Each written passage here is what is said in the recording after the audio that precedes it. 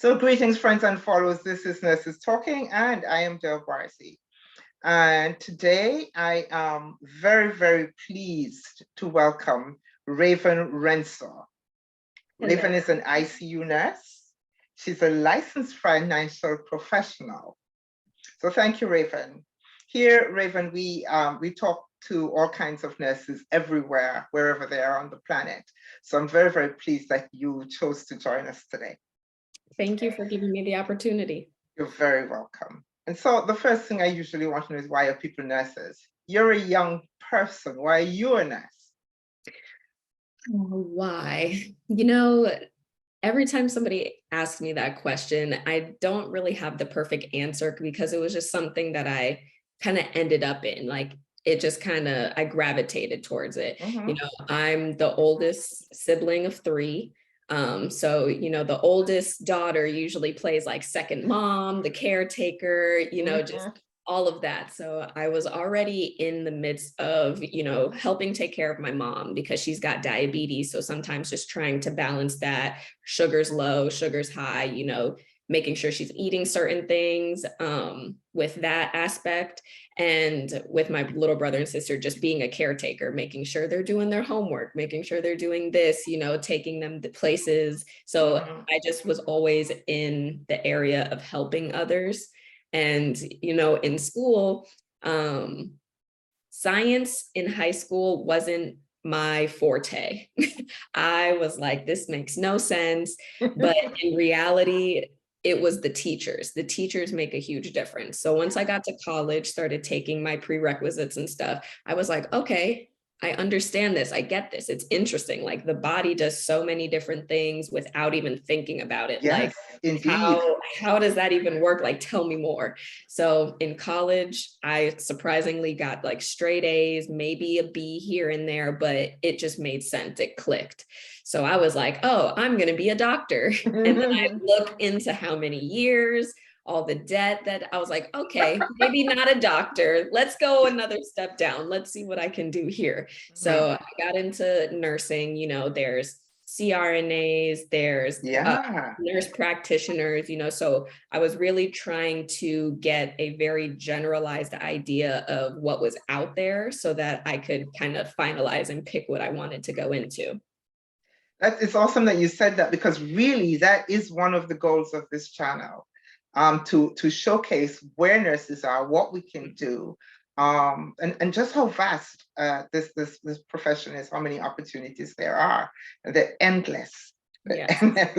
Yes. The more I talk to people, the more I know how endless they are. And I think that sometimes we get bogged down and don't realize that we don't have to be bogged down at all. Exactly.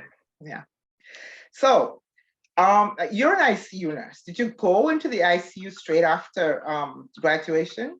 I did. So, like towards the end of school, before you graduate, you kind of do, like, everybody calls it something different, like your preceptorship. So I had mainly been doing a lot of clinicals in med-surg and step down, and not to knock anybody in med-surg or step down, but I was kind of bored.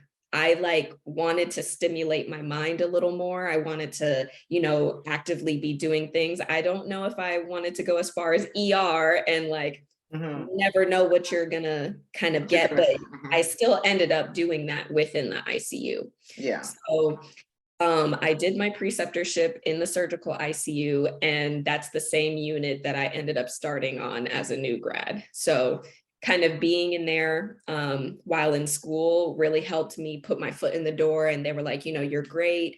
You pick up on things super quickly. You're eager to learn. Like, we would love somebody like you to join us. So right after I graduated, I joined with them. I've been in the surgical ICU for about 4 years. And then I started traveling, and that was a completely different experience. So tell me about that. So I guess, so where I started, I was at a level 1 trauma center, and it was a teaching hospital connected with the University of Florida. And so we got everything. We got people from other states coming in to get treated by us, people from other states trying to get transplants with us, certain people going to a different facility, maybe not having the expectations or the results that they were expecting, maybe something goes wrong and then they get transferred to us. So I was used to kind of a fast-paced, really sick patients that would possibly be 1-to-1, 2-to-1 max, like 3-to-1 was not even a question until COVID came into the picture. So with that, I stayed where I was during COVID because I was like, okay, this is new. I don't know if I want to go out there, expose myself yet. You know, I'm not sure what's going on yet. Let me just figure that out where I am here, get accustomed to it, and then go ahead and travel. So I started slowly. I went part-time at my staff hospital, and I started to do travel assignments like on the side. I didn't even let my manager know, because there were some things that when people were saying like, oh, I'm going to go travel, I'm going to go part-time or PRN, they kind of, depending on who you were talking to, they were like, oh, no, you can't do that. When technically there's nowhere that says you can't do that. There's nothing to stop you, right? Exactly. They just wanted to keep you, and they wanted to make sure that you're spending all your time with them and you're not going off somewhere else getting paid while also benefiting from them. So I was like, let me be sneaky. I just told like my mentor at the time, I was like, hey, I think I'm going to go step down. I'm going to tell them that I'm in school, but really I'm going to go travel. So my first travel experience was not the best. I definitely felt undereducated in the sense of when it comes to traveling, like what you need to know in order to travel. Not like uneducated, like I didn't know what I was doing, but just, I should have linked up with more travel nurses, or looked on certain blogs and pages, just kind of figured out more like what is appropriate pay. Like what things can you put in your contract that they don't tell you, but you can put in there so that you can get days off, certain pay, certain this, XYZ. So my first travel job, I was there for 3 weeks and I left. Because one, I'm still not sure if it was the recruiter or if it was me or if it was the hospital, but I signed a contract for a neuro ICU. Once I got there and got fit tested and everything, because this is when COVID's going on, they surprisingly, none of their masks fit me. So they were like, oh, you're going to have to use the capper or the papper, whatever, however other people call it, but hood. So I was like, okay, like, do I really need this? Like, I thought I was going to be in the neuro ICU, and they were like, oh no, surprise, the neuro ICU is where we're holding COVID patients. So I was like, okay, signed a contract for this. And at first I did think it was a little lowball, but now that I know that I'm going to be exposed to COVID, this is the COVID ICU, I need higher pay, or I need to be transferred to where I'm supposed to be going to, or go to a different, like, this is not what I signed up for. So after 2 to 3 weeks of not hearing back from anybody, people just pushing it off, oh, maybe you'll hear from them. I'm like, my contract will be over by the time I hear back from somebody. So I took matters into my own hands and I was like, I'm canceling this contract because this is not what I signed up for. So after that, definitely learned a lot, prepared myself for the next contract, and my next contracts after that were good. I did 2 more after that, and I stay locally in Florida. So it's not, I go just outside of their limits to make it considered a travel contract. So it's usually about 50 miles, sometimes 75.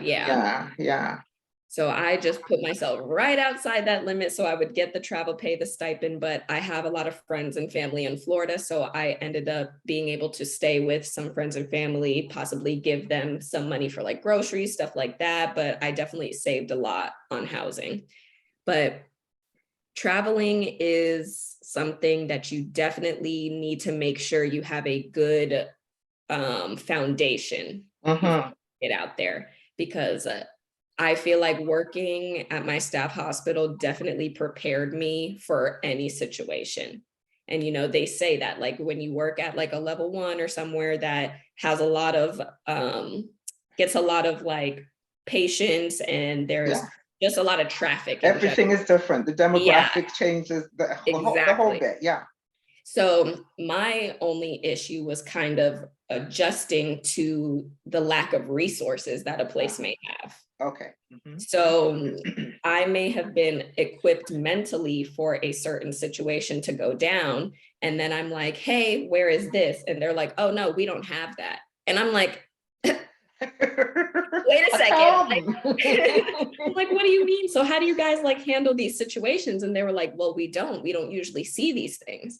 So I was just like, okay, well, now it's time to like MacGyver some things, time to like try to figure out other ways to make sure that this patient makes it and this patient is getting the best care possible. So the biggest things were just the resources and learning where everything is, because in certain situations you're like, I need a this, and you're like, I don't know where it is. So it's like I get kind of into a mode of, hey, can you get me this like now, because like I don't know where it is, but this needs to be done. And depending on where you are, some people may not take that lightly. Like they may think like you're trying to tell them what to do. Yeah, who do you think you are? Yeah, like who are you to tell me XYZ? Like I work here, you're just a traveler. So I personally never really had any bullying issues, but I definitely witnessed some. I think when you have that confidence and you have proven, which I don't feel like you necessarily have to prove yourself. But when you have like shown them like you're a strong nurse, you know certain things, you can handle certain situations on your own, they kind of respect you and want to take you in as, part of the team. Most of the places I went, they were like, are you sure you don't want to be a staff nurse again? And I was like, no, I'm good. Thanks for asking. And that's a very important point that you made, because really, no one wants to have someone come in that they're going to have to babysit. Exactly. So, I understand that part too. And I'm sure that there have been instances where you think people are competent and it turns out that, oh my gosh. So it's I can imagine how reassuring it is when you get someone who is strong, who knows what they're doing, who, you can feel confident in a few short days. So that's awesome. So having traveled and having, moved around, even though it's all in Florida, and as you just mentioned, in some things are different in different places, but basically nursing is the same and nurses are the same. So is there anything you'd like to see change regarding the nursing life per se? Travel nursing or nursing in general? Nursing in general. I would definitely, the number one thing I would say to change about nursing is not eating your young. I hate, I really do not like that kind of, what's the word? It's like hazing in a way, like almost like trying to prove yourself. Like, if I go to you for advice and you tell me to figure it out in a malicious way and not in a like, I know you know the answer, like a tough love type thing. Fine line between tough love and eating your young.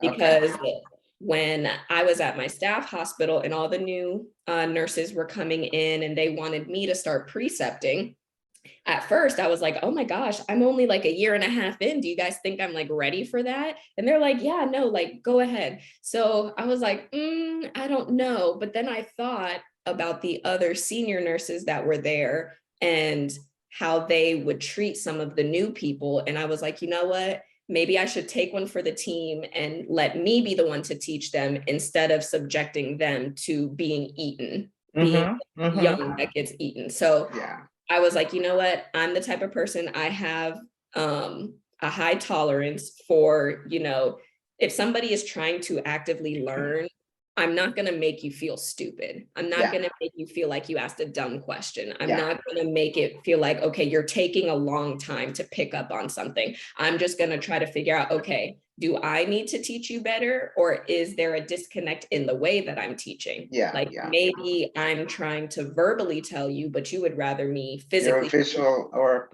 Exactly. So, you know, the whole cliques and just like the bullying here and there, you know, at my staff hospital, I did have a small bout of that, but being in the field too has definitely toughened me up to be able to speak up for myself, because when you're new, you kind of want to, you don't want to get on anybody's bad side. yeah. Yeah. You want to utilize everybody as a resource. It's like, hey, like da da da da da, you know, can you show me this? Can you show me this? Like some people do things differently. It's great to Yeah. just get a diverse like sense of what you're doing. Mm-hmm. But for some, they would kind of take my confidence in my skill work as like, I think I'm too good, you know, like I think I'm better, like, but Yeah. it's never like that. It's like with me, this is how my day usually starts. I work night shift, so I'll usually come in and immediately after getting a report, I check in on my patients. I'll do a quick head to toe assessment, like all in the beginning. If somebody needs a bath, I bathe them in the beginning of the shift. This is just things that my preceptor and my mentor has taught me to get the things done quick, because you Yeah. never know when something will What's happen exactly? and you don't have time to do that. Now, Mm-hmm. some of the other nurses, they, after getting report, they would sit around, talk, joke around, like, you know, plan something for the weekend. And then by maybe 9:30, 10 o'clock, they'll start their night. Whereas at 9:30, 10, I'm already done and I'm Yeah. charting. Yeah. So You're charting. Mm-hmm. exactly. So by that time, I've finished everything. I'm charted and I'm done by like 10 o'clock. So I'm now walking around checking on everybody else. I may talk to my preceptor because she's also already done. I may talk to other people that I know that are done, but they took that as, oh, Raven doesn't like to stay by her patients. Mm. Raven like hasn't done da da da da da. And in my mind, I'm like, well, how do you know what I have done when you've been sitting around talking and gossiping the whole time? So there was a point that I did think my license was in jeopardy, because there were certain individuals that were trying to do like a hazing thing. And they were like, hey, let's disconnect Raven's patients from the monitor and see how long it takes her to realize that, Wow. yeah. So luckily, my preceptor, she was there when they were speaking about this, and they actually asked her to do it. And she was like, are you guys crazy? Like, I'm not doing that. Like, we're in an ICU situation where, Exactly. where if you disconnect these patients, some of them, like if their blood pressure tanks, their heart rates skyrockets, like we're not going to be aware. And now you're risking my patients' lives just to Life, a prove a point. person's life. Yeah.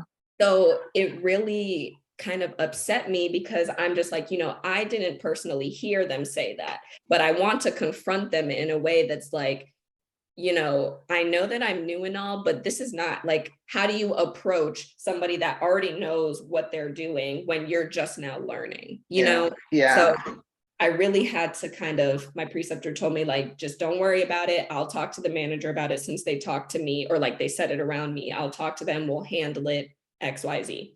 So for a good like month, I really didn't leave my patient's bedside at all. Like, Yeah. even if I was done and everybody's like, oh, who wants to order food, or like, who wants to go get coffee? Like, I just sat there.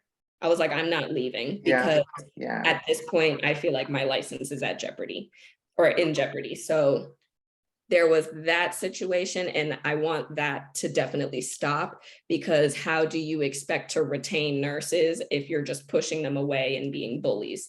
So that's one. The second is I wish that hospitals and upper management and stuff really put more of their funds into their staff nurses, so that they did not have to pay so much for the travel nurses. Mhm.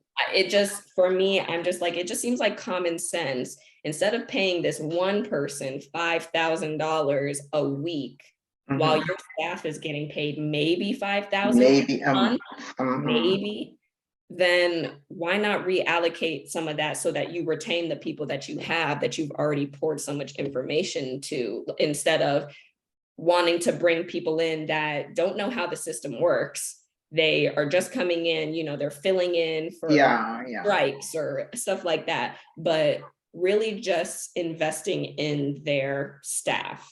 That's another thing. And that's part of the reason, obviously, I started to travel is because, you know, I was precepting.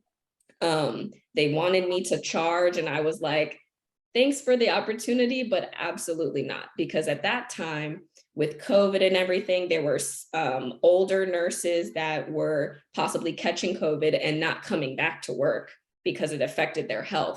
There were young people that were catching it, young people that had kids that did not want to be in that situation. So they left. Like a lot of people just left the bedside. So you want me to come in as a new charge nurse with a whole bunch of new grad nurses, since a lot of people are leaving, and we're also changing up ratios, and it just seems like a dangerous situation. So we ran a lot of CRT, like dialysis for the patients, and they wanted us to pair those.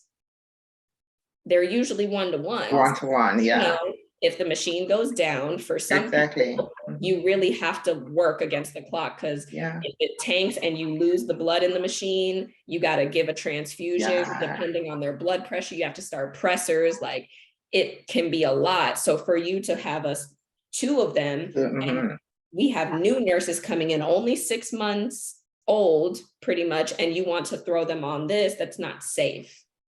And for me to also charge and be in charge of like all of it, I can only be in so many places at one time. So with newer nurses, give them the time to actually learn their own skills. And develop their craft. Exactly. Develop their craft, develop their routine first before you're throwing in different, you know, aspects of the job. Awesome. I keep asking nurses that, and I'm hearing so many different things about the way people we're functioning as a profession and how we really need to change things. And I'm hoping that we can. I'm hoping that these conversations somehow start us on the road to doing that. We really need to. We can't have, you know, people leaving the profession in the numbers that they're leaving. It's just not sustainable. We can't do it. Exactly. I can't do it. So I have a question about, I'm looking to see what we think of each other. Okay. And the question I ask is, if you had to describe the most essential quality of a nurse in one word, what would that word be? That's hard. All right, we can come, you can tell me afterwards. We can come back to that. One word to describe the most essential quality of a nurse. I think I have it. Okay. In my opinion, I feel like empathy. Empathy. Yep, that comes up. Yes. Empathy. Yeah. And you know, we have to have some of that for ourselves. Yes. And for our colleagues and for I think if you have empathy, not only are you going to be the best patient advocate because you're empathizing with them, you are understanding, you're understanding how they're feeling, what's going on in their head, maybe why certain treatments aren't working. You can empathize and relate to them. You can be a great patient advocate. If you have empathy, you overall just care. You know, I've taken care of so many patients that literally will, like, I took care of an ENT patient that had jaw surgery. It was infected, the bone was infected, they had to do a graft, everything. So I'm just cleaning the incision, cleaning everywhere, whatever, and they're just staring at me. And I'm like, what's up? Like, do you have a question? Like, what's wrong? Am I hurting you? And they were like, no, like, you're the first person that has taken their time to like clean, like it really hurts. And some of these nurses, they're just like, oh, there's dried blood. Like, let me just like, they're not Yeah. people, they don't care. They're just Yeah. like, okay, I just have to get this done. They were like, you really seem like you care and you like what you do.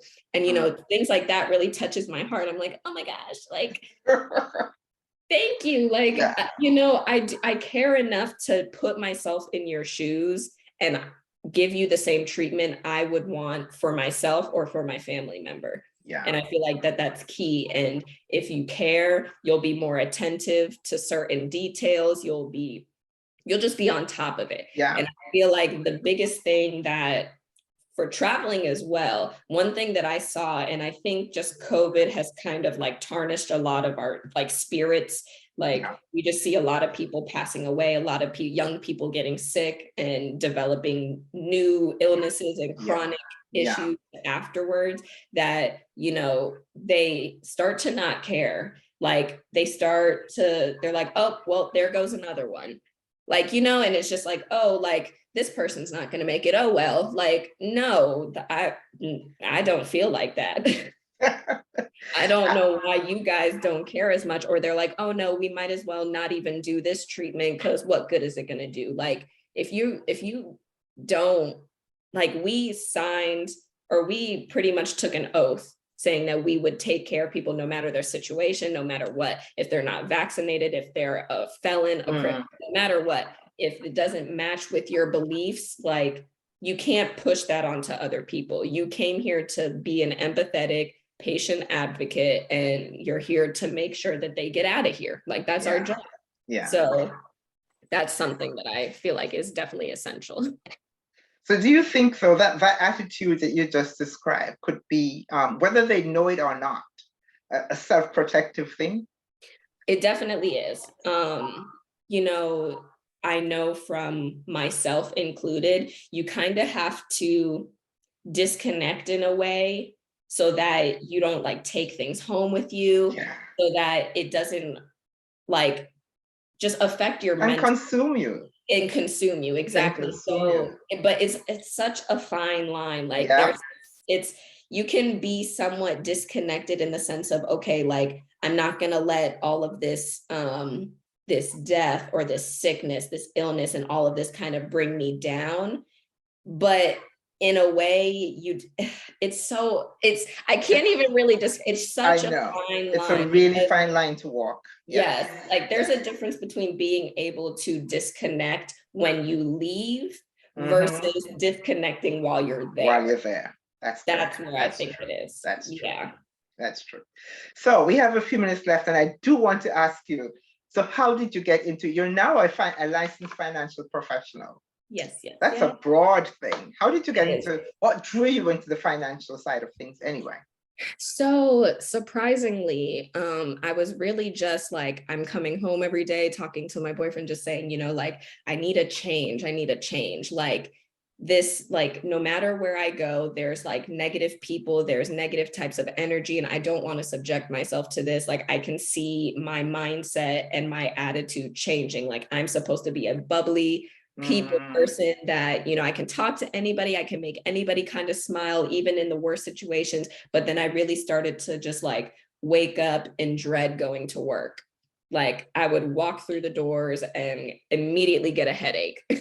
So I was just asking, like, I just need something, like, no matter what it is, just put it out there for me. If it's for me, I will understand that it's for me and I will be receptive towards it. So I was just scrolling on Facebook, and in one of the travel nurse groups, there was one of my mentors, she had posted, and she was like, I work with a lot of healthcare professionals that, you know, are looking to create a legacy for themselves, create legacies for other people, and help them get into a better financial situation.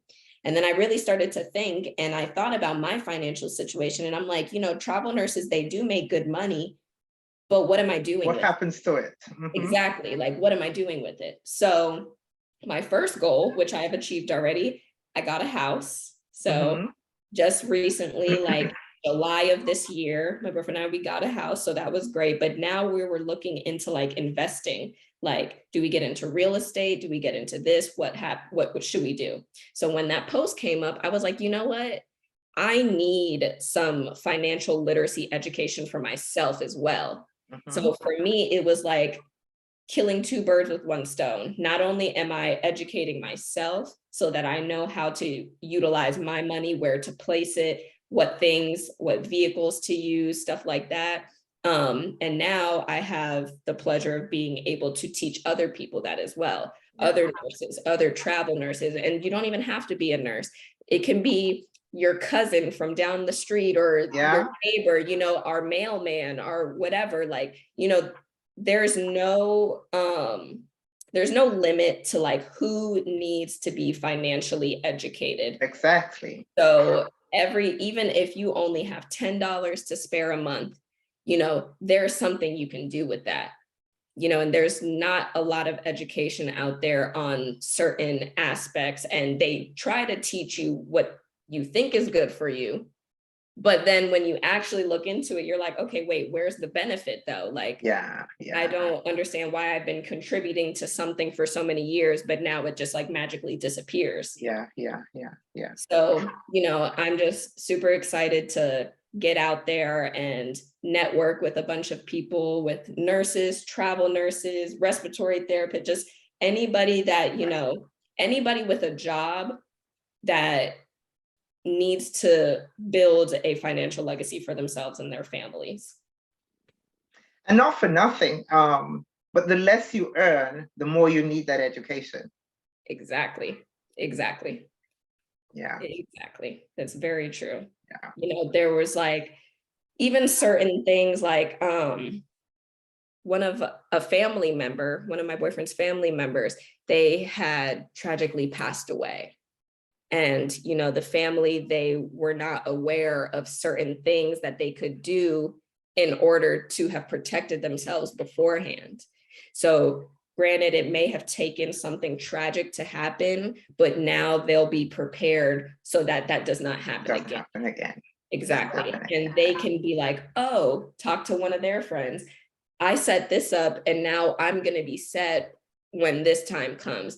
Either retirement, if I want to buy a house, college for the little ones, you know, we have all of that taken care of. You don't have to worry about where the next dollar is going to come from, you know? Exactly. And I feel like this is also, I'm super passionate about it because it's a way for me to also help families away from the bedside. Because, you know, once a family leaves or a patient leaves, their problems don't stop. Exactly. So this is a way to possibly conquer it before bedside and after bedside. And then I also have the knowledge of during bedside. So I feel like it's just full circle. And I'm just super excited to keep going at it and get the information out there. And I hope to maybe start a YouTube channel like you and and have a bunch of people that, you know, are just educated and can relate. So yeah. Well, I wish you so much success with that. Thank you. Same to you. Okay, so Raven, thank you so much for this. This has been such an exciting conversation. Thank you so very much. Thank you for taking the time to talk to me. Of course. Thank you so much for the invitation. You know, I can't wait to just see your page grow, see us grow as well, just grow collectively and just get information out there to everybody across the globe. My absolute pleasure, my dear, my absolute pleasure.